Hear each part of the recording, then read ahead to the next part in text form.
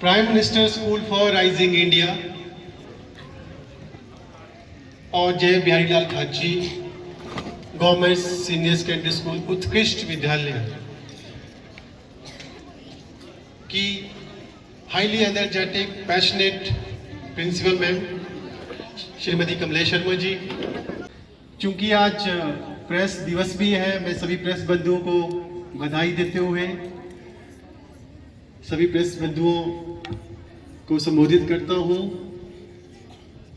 और यहां पर विशेष रूप से उपस्थित सभी अभिभावक जो अपना कीमती समय निकालकर आज के इस कार्यक्रम में उपस्थित हुए हैं और इस स्कूल की आन बान शान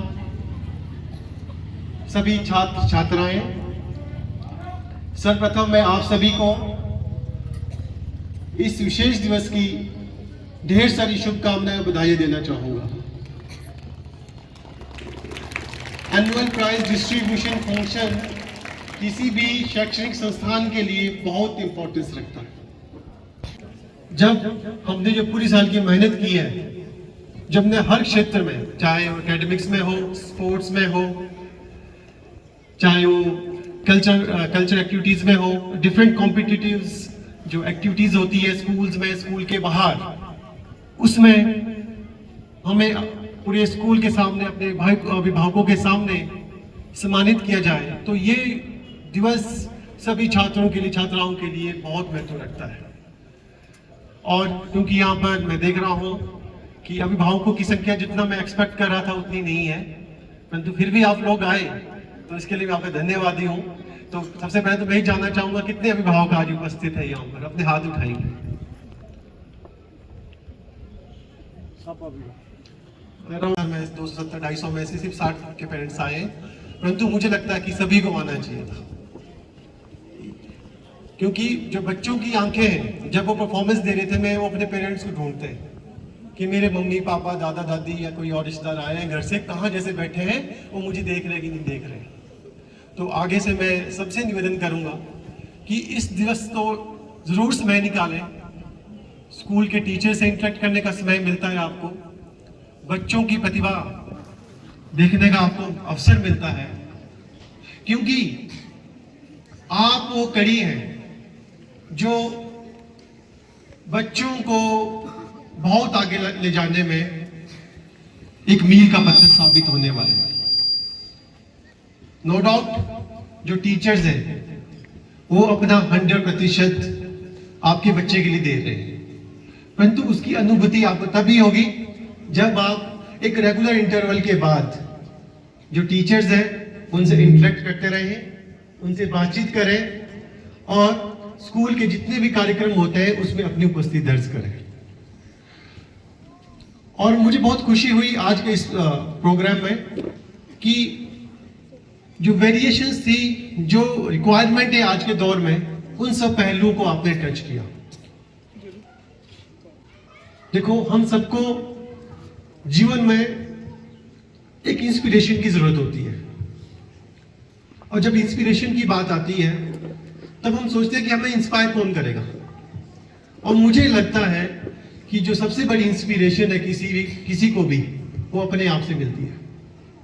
आज जिस बच्चे को प्राइज मिला होगा, उसके अंदर जो आज अंदर से एनर्जी जनरेट हुई होगी, उसके अंदर कल के लिए कुछ करने का जो जज्बा आज उत्पन्न हुआ होगा, वो उससे बहुत दूर तक ले जाएगा।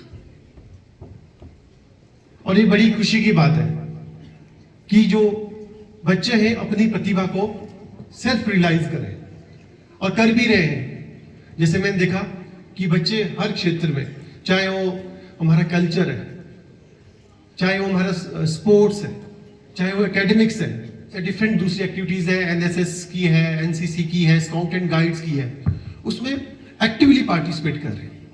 ये बहुत ही खुशी की बात है, क्योंकि इन सब से जो हमें इंस्पिरेशन मिलती है वो हमें दूसरों से नहीं मिलेगी। हमें अपने अंदर से ही ये जो जज्बा है इसको जनरेट करना पड़ेगा। देखो, कहते हैं कि हम इस धरती पर आए हैं कुछ बड़ा अचीव करने के लिए, परंतु फिर भी आज के इस हाईली कॉम्पिटिटिव दौर में हम पिछड़ जाते हैं। हम अक्सर देखते हैं कि लोग सपने खूब देखते हैं और देखने भी चाहिए। खुले आसमान के नीचे खुली आंखों से जो आपके बचपन से आपके अंदर जो विचार आ रहे हैं उनको पूर्ण करने के लिए हमें खूब सपने देखने चाहिए। परंतु मेरा यह भी मानना है कि आप सपने तो देखते हैं परंतु सपने अक्सर टूट जाते हैं। तब टूटते हैं जब हमारे अंदर डिजायर खत्म हो जाती है। अक्सर कहते हैं डिजायर जितनी बड़ी होगी सक्सेस उतनी ही बड़ी होगी। और डिजायर बिफोर यू डिजायर, कि कुछ भी डिजायर करने से पहले उसको डिजर्व कीजिए, उसके लिए मेहनत कीजिए, उसके लिए प्रयास कीजिए। और अगर आप चाहते हैं कि आपने सपने ना टूटे, उसके लिए आपको जिद्दी बनना पड़ेगा। आपने सोचा है, कोई बच्चा 6ठी क्लास का बच्चा मेरे सामने बैठा है, आज वो एक जो +2 क्लास का बच्चा है जो आज स्टूडेंट ऑफ द ईयर बना है, उसने सोचा है मैं भी कुछ ऐसा कर गुजरूंगा कि मुझे भी 5-6 साल के बाद इस स्कूल का स्टूडेंट ऑफ ईयर बनने का अवसर मिलेगा। तो बच्चा डेफिनेटली बन सकता है अगर उसके अंदर जिद होगी। कभी ना हार मानने वाली जिद, क्योंकि जैसे मैंने कहा सपने तो टूट जाते हैं परंतु जो जिद है वो सामने वाले को तोड़ लेती है। तो जिद्दी बनो अपने सपनों को साकार करने के लिए।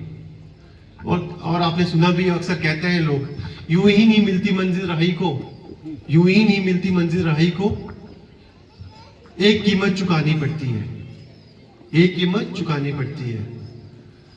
और जो सह गया वो बन गया, और उसके लिए आपको जिद्दी बनना पड़ेगा। इसलिए कष्ट आएंगे, मेहनत करनी पड़ेगी, परंतु जो सक्सेस है वो आपके कदमों पर होगी जब आप खूब पुरजोर दिल से मेहनत करेंगे।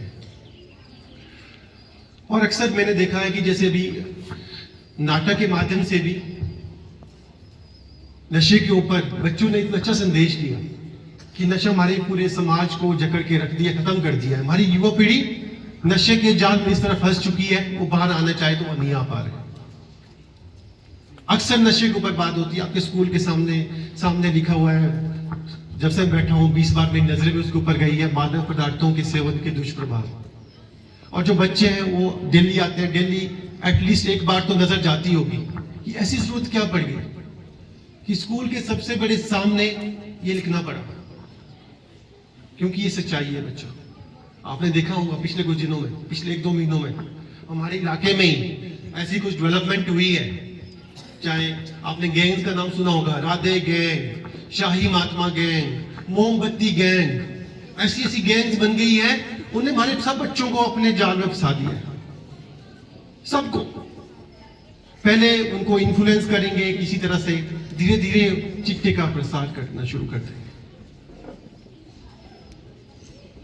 आपको उसके जो नशा है उसके अच्छे प्रभाव बताएंगे, किससे आप हाईली एनर्जेटिक रहोगे, आपके अंदर आपकी फिजिक अच्छी रहेगी, आपकी मेंटल स्ट्रेंथ अच्छी होगी। इस तरह से बूस्ट करते हैं बच्चों को, जबकि ये सारा दुष्प्रभाव है। नशा आपके जीवन को सदा के लिए खत्म करेगा। देखो, आप इस जिंदगी में आए हैं, एक बारी के लिए आए, बार बार नहीं आओगे। अगर अपनी जिंदगी इसमें लगा दोगे तो आपका फ्यूचर बर्बाद है। और इसका सबसे बड़ा कारण है संगत, क्योंकि आपकी संगत ही डिसाइड करती है कि आपका फ्यूचर कैसा है। कहते हैं ना, a man is known by the company he keeps, कि हम किसी भी इंसान को उसकी जिस संगत से पहचानते हैं। अगर किसी अच्छे आदमी के साथ घूमेंगे तो बोले लड़का अच्छा है।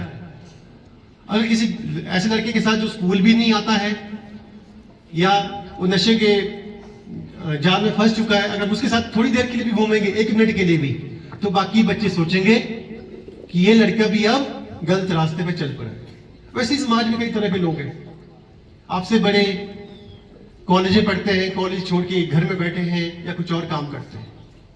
तो आपका उठना बैठना, जाना, मार्केट में घूमना, मेले में जाना, शादी समारोह में शामिल होना, ये सारा डिपेंड करता है आपकी संगत में।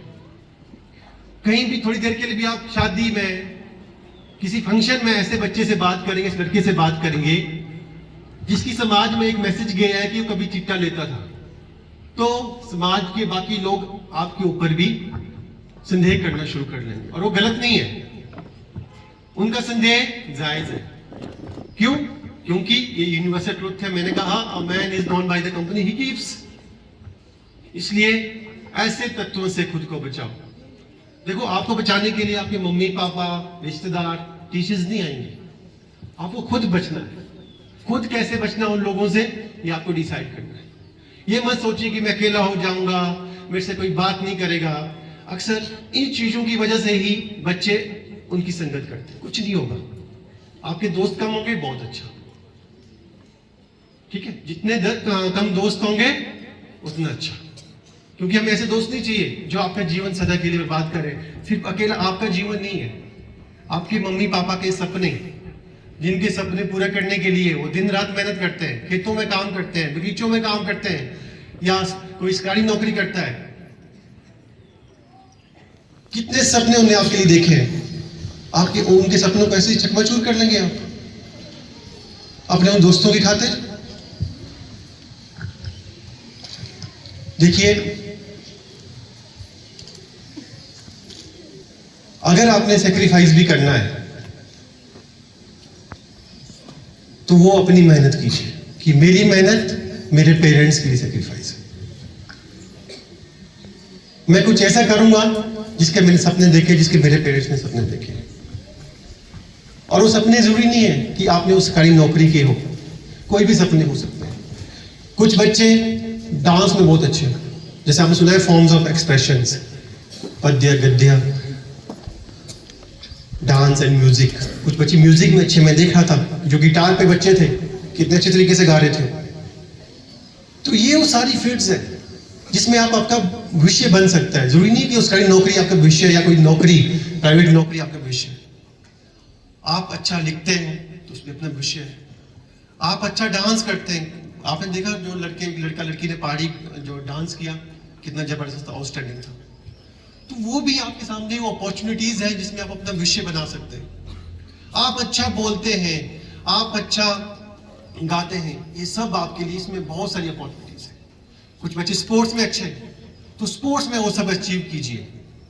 आज आप देख रहे हैं हमारे हिमाचल से ही 4 बेटियां इस प्रदेश की इंटरनेशनल क्रिकेट में भारत को रिप्रेजेंट करती है। वो ऐसा नहीं, वो आप में से ही होंगी, कल दिन आप में से भी कोई खेल सकती है। तो वो है कि आप जो अपने सपने देखे हैं उनको कितना पुश करते हैं। ऐसा नहीं बस मैंने क्रिकेट खेलना था, बोलते ही रहते, करते कुछ नहीं है। मैंने तो ये बनना था, वो बनना था, करते कुछ नहीं है। कुछ बच्चे अच्छा कबड्डी खेलते हैं, आप क्यों नहीं प्रयास करते? और तो मैं पेरेंट्स से भी चाहूंगा कि देखिए, ये अपने बच्चों के ऊपर अपने सपने मत थोपिए कि मैं चाहता हूं कि मेरा बेटा डॉक्टर बने, मैं चाहता हूं मेरी बेटी इंजीनियर बने, मेरी बेटी प्रोफेसर बने। ये मत थोपिए। देखो, सबसे ज्यादा आप अपने बच्चों को जानते हैं, टीचर भी नहीं जानते, मैं भी नहीं जानता, क्योंकि सबसे ज्यादा जो टाइम है दिन का 15 से 18 घंटे बच्चे आपके साथ बिताते हैं। उनकी हर एक एक्टिविटी, वो क्या खाना पसंद करते हैं, क्या देखना पसंद करते हैं, उनके मन में कैसे विचार आते हैं, वो आपको पता है। और अपने विचार भी सबसे पहले बच्चे आपको ही बताएंगे, हमें टीचर्स को बाद में बताएंगे। तो आपको चाहिए बच्चे जिस चीज के बारे में आपसे विचार कर रहे हैं, आपसे डिस्कस कर रहे हैं, उस फील्ड में ही बच्चों को आगे बढ़ाने में उनका सहयोगी बने, उनके ऊपर थोपे नहीं। कोई बच्चा चाहता है कि उसे इंजीनियर बनना है, ठीक है, उसको सपोर्ट कीजिए। उसके लिए आप क्या हेल्पिंग हैंड बन सकते हैं, वो अपॉर्चुनिटीज को ग्रैब करने के लिए प्रयास कीजिए। अच्छा, मेरे बेटे ने इंजीनियर बनना है, इंजीनियर बनने के लिए मुझे इमीडिएटली आफ्टर 10th बच्चे को नॉन मेडिकल में डालना पड़ेगा, ठीक है।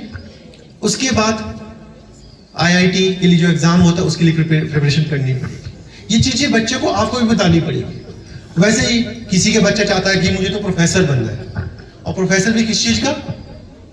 फिलॉसफी का। तो बच्चे को वो सब्जेक्ट आपको देखने की मेरे बच्चे की रुचि तो इसमें है।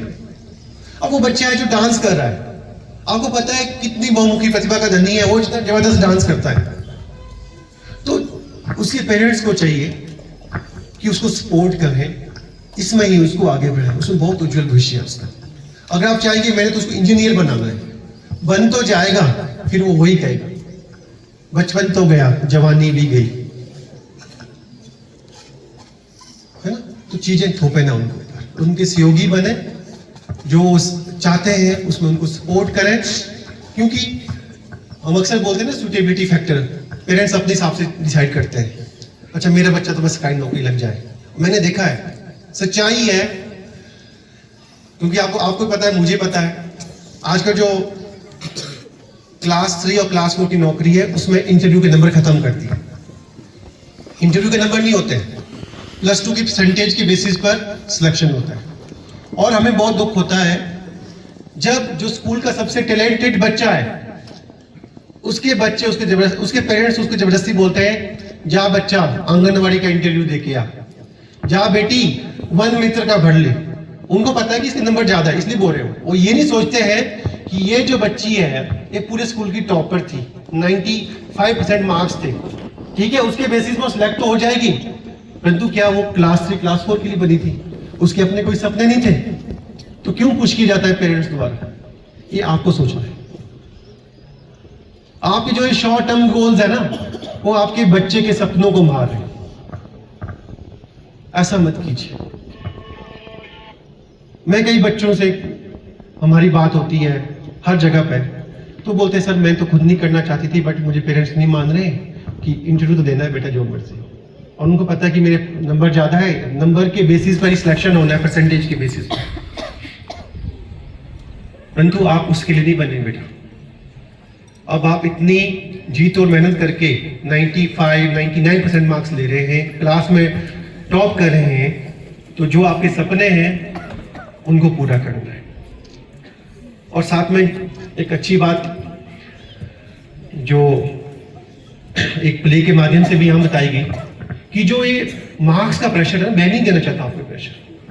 ठीक है, आपके आ रहे नंबर, वेरी गुड, परंतु सच्चाई आज के दौर की ये है, मार्क्स ज्यादा मैटर नहीं करते हैं।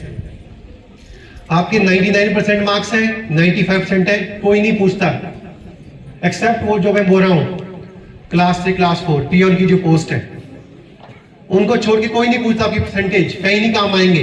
कोई भी आप इंटरव्यू दो, ना आपकी इंजीनियरिंग में, ना मेडिकल में, ना देश के किसी भी बड़े एग्जाम में कोई एक काम नहीं आते। आपने आर्मी का ऑफिसर बनना है, आपने IAS HS बनना है, कहीं नहीं। आपने SSC का ऑफिसर बनना है, लाइट सर्विस, कहीं काम नहीं आते। काम आता है आपका ज्ञान। मैंने पहले भी जब मैं यहाँ आपके स्कूल आया था, मैंने क्या कहा था आपको, अपने बेसिक से फोकस कीजिए। आपकी जड़ें मजबूत होनी चाहिए। अगर जड़ें मजबूत है तो डेफिनेटली आप ऊपर तक, पीक तक पहुंचोगे। तो जड़ों को मजबूत करने के लिए आपको बेसिक्स पे ध्यान देना होगा, और वो मार्क्स से नहीं आते। बेसिक्स होते हैं कि आप कितने ऑब्जेक्टिवली सोचते हैं, चीजों को मग अप नहीं करना जानते हैं, रखना नहीं जानते, चीजों को एनालिसिस करके पढ़ना जानते हैं। उनकी प्रॉपर एनालिसिस पता है आपको, किस चीज की इंपॉर्टेंस क्या है। जैसे अभी एक बच्चों ने परफॉर्मेंस दी, सबका ध्यान उस बच्चे के ऊपर था जो ऊपर चढ़ा हुआ था, झंडा लहरा रहा था, परंतु वो जो बच्चे नीचे झुके हुए थे, सबसे नीचे जड़ों में, जिनके कंधों के ऊपर और बच्चे सवार थे, तब जाके वो बच्चे ऊपर पहुंचा होता, उनको सब इग्नोर कर रहे थे। हमारी सोसाइटी ऐसी है, सच्चाई है। जड़ों को कोई नहीं देखता, जो ऊपर होता है उसको ही देखता, उसको सल्यूट करता।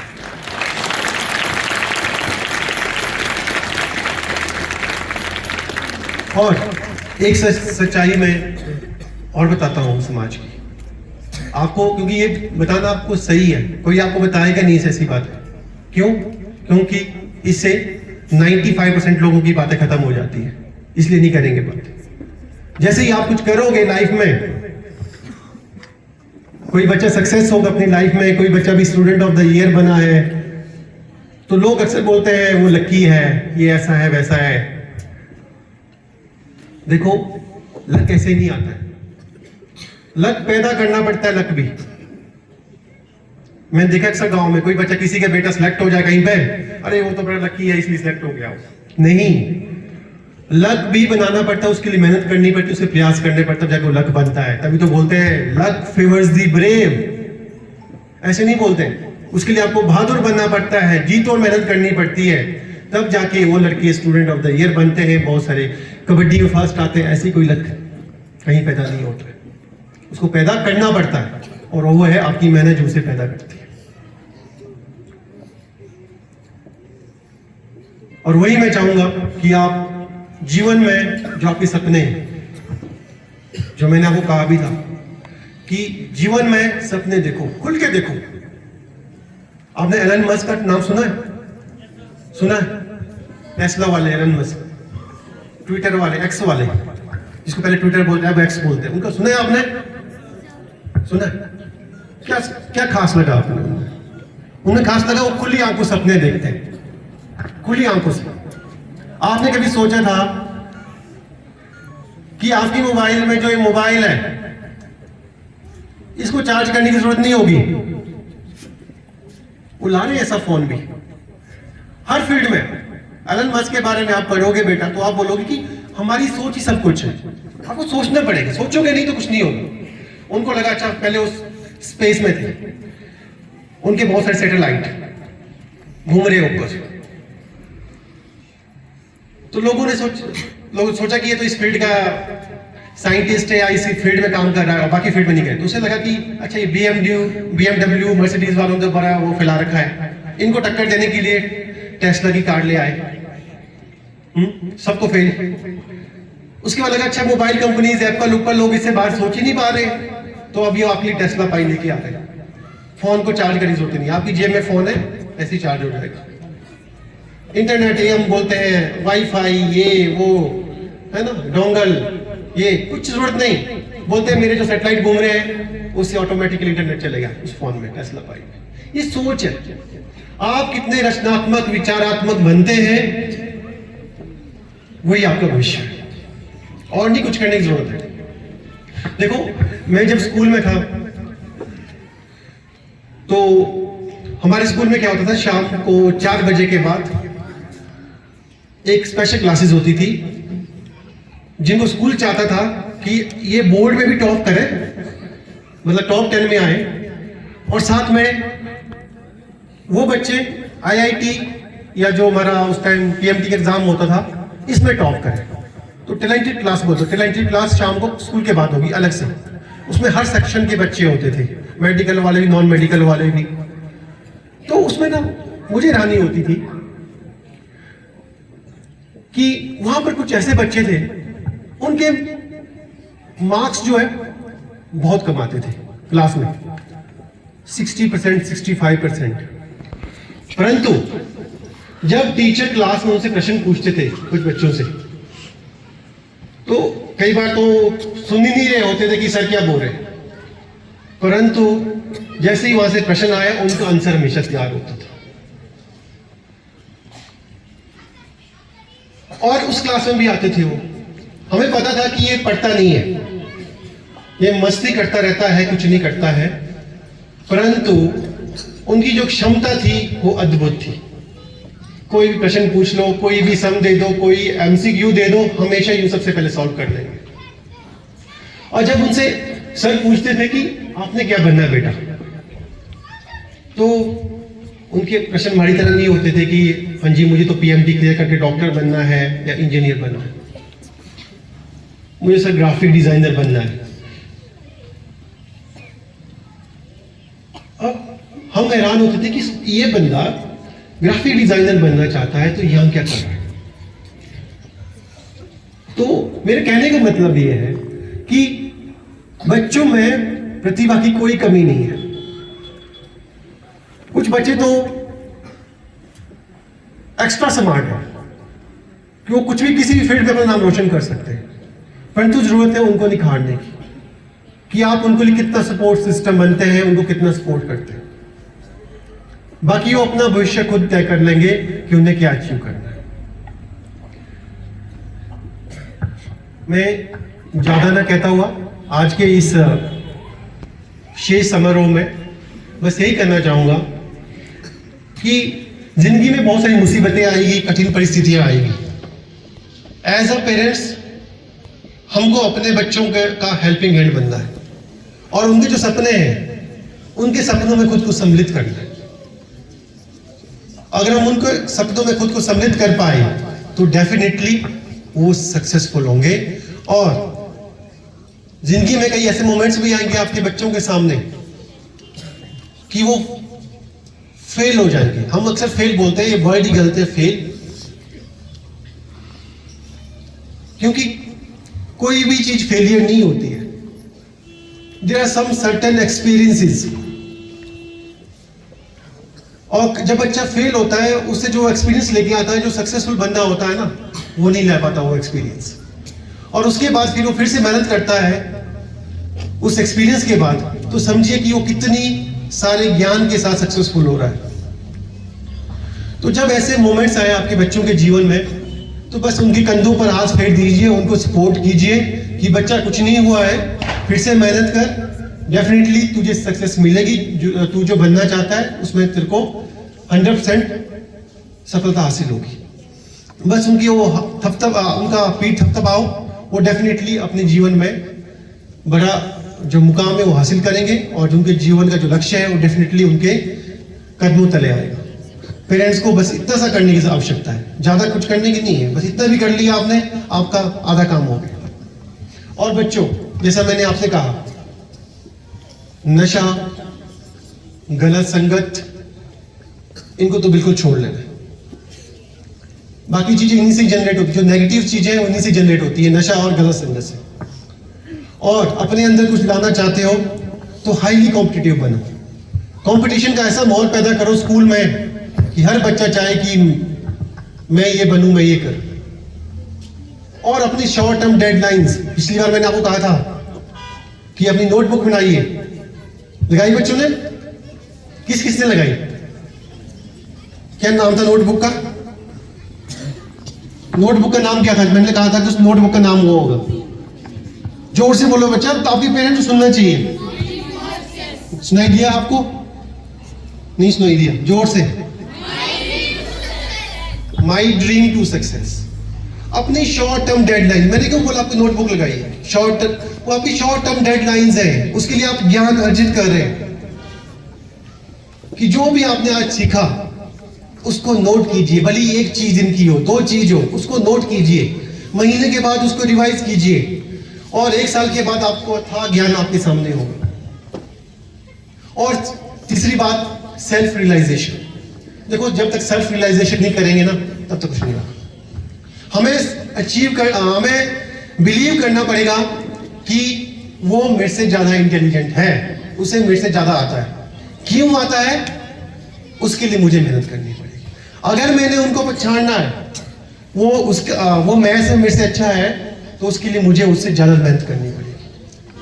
जब तक आप ये नहीं मानोगे, बोलोगे मैं हूं, है ना, तब तक कुछ नहीं होने वाला। जो self realisation is utmost important, सबसे ज्यादा इंपॉर्टेंट है सेल्फ रियलाइजेशन।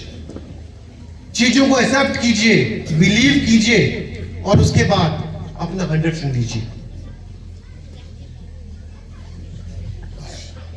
तो आगे भी मैं आपसे बातचीत करता रहूंगा, इंटरेक्ट करता रहूंगा, परंतु मैं चाहूंगा बच्चों कि समय सबसे बलवान है, और चीजों को ऐसे मत लीजिए कि लाइटली ले लिया आपने कि सर ने बोला, हमने लगाई, कौन पूछे, सर भूल जाएगी। मैं नहीं भूलूंगा, जब तक तो मैं यहाँ हूं, जब भी आऊंगा मैं जरूर पूछूंगा। अगर आप नहीं लगाओगे तो मैं लगा के दे दूंगा फिर अपनी नोटबुक, क्योंकि अब जैसे सर ने कहा कि फेज वन में मैंने आपको बोला, अभी फेज 1 में 30 बच्चों ने लगाया।